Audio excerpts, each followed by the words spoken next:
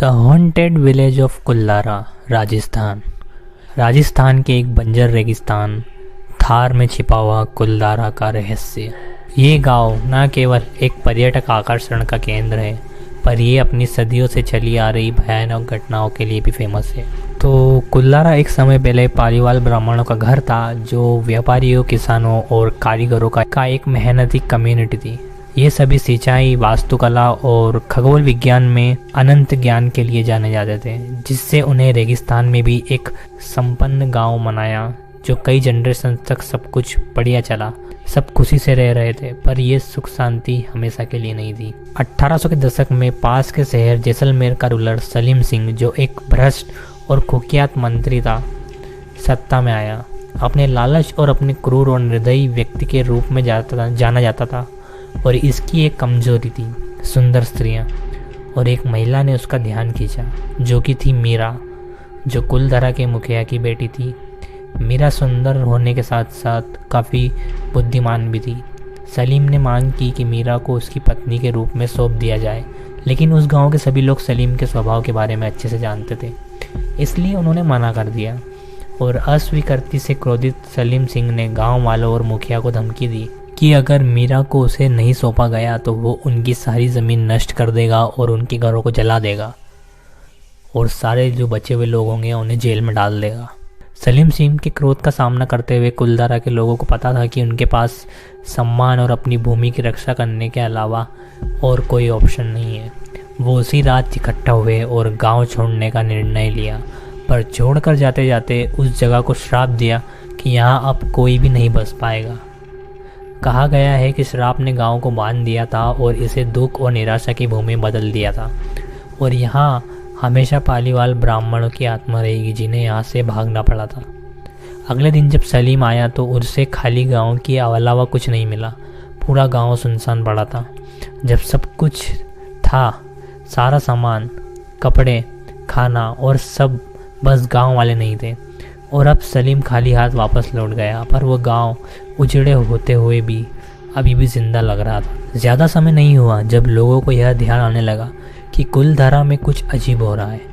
जिन लोगों ने वहां बसने की कोशिश की, उन्हें अजीब घटनाओं का सामना करना पड़ रहा था। आसपास के खेतों में चरने वाले जानवर मर रहे थे, उनके शरीर टुकड़ों में मिल रहे थे। मिट्टी जो कभी उपजाऊ थी अब बंजर हो गई थी। कुएं सूख गए थे। गांव बंजर भूमि पूरी तरह से बदल चुका था। जो कोई भी कुलधारा में नई बस्ती बनाने की कोशिश करता था, रात में परेशान करने वाली आवाज़ सुनकर बाहर निकलता तो गायब हो जाता था।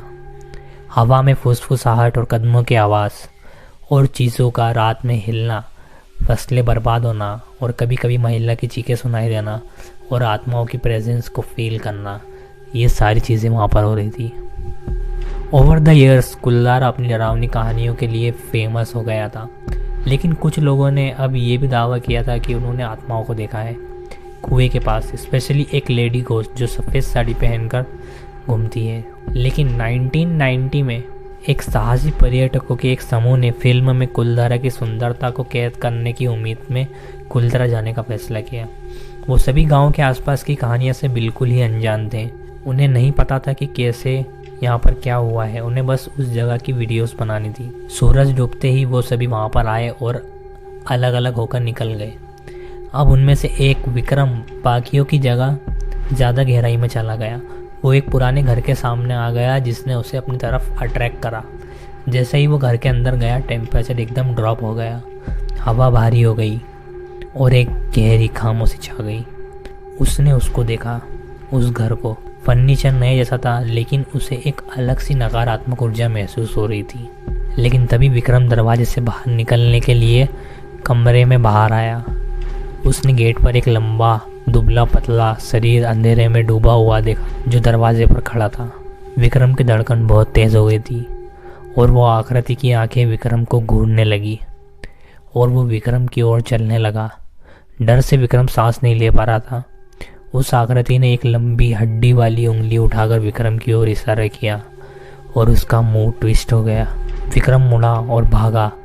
अपने पीछे आ रही उस आकृति को ना देखे भाग भाग कर सीधा अपने दोस्तों के पास पहुंचा और सब कुछ बताया, पर कोई यकीन करने को तैयार नहीं था।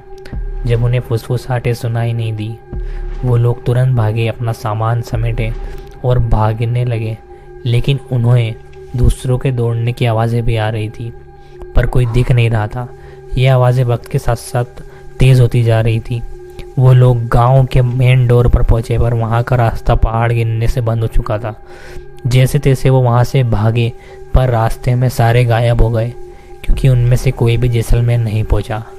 आसपास के गांव वालों ने वहां पर छोटी चेकिंग करी, तो वहाँ उन्हें उनका सिर्फ सामान मिला, पर वहाँ पर उन्हें कोई नहीं मिला।